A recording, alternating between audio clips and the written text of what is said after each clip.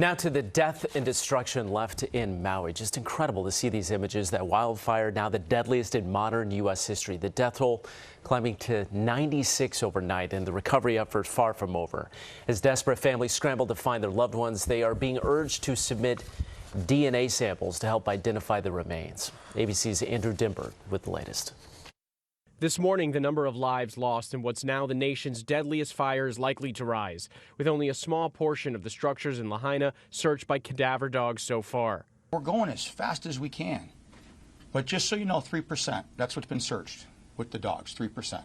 L.A. County sending a dozen of their cadaver dogs to search through what's left of the hundreds of buildings burnt to the ground. Hundreds of people are still missing. Search and rescue teams are going door to door looking for survivors. Outside a nearby family assistance center, families holding on to hope of finding lost loved ones. Ace Yabis says he's looking for 9 of his family members. We've been to a lot of hotels inside Lahaina, but none of them are there. So we've been to police station, we called Red Cross, anywhere that we can find them, but nothing. And we're now seeing the harrowing video taken by survivors, some taking shelter behind the seawall, others jumping into the ocean to escape the flames. Both sides to the left and the right are on fire. 19-year-old Noah Tompkinson wading in the water with his mother and younger brother for 5 hours.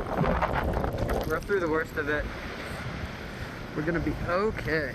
And Mike Caccino, who owns a dog care business in Lahaina, saw the oncoming flames and ran to the beach. There was times where we had to leave some of the dogs up on the wall or on the water while we swam out because we couldn't hold the dogs up, plus ourselves. You know, at the very end, we were able to give them back to their parents. But those fortunate enough to survive still bearing the pain of a community that now lies in ashes. For a lot of us, everything we know was here. Everything we know we've grown up with, and it's just gone, completely gone. And now the question being asked, could anything have been done to stop this tragedy? The island, home to one of the world's most comprehensive siren systems, most often used to warn of possible tsunamis, the Hawaii Emergency Management Agency confirms none were activated.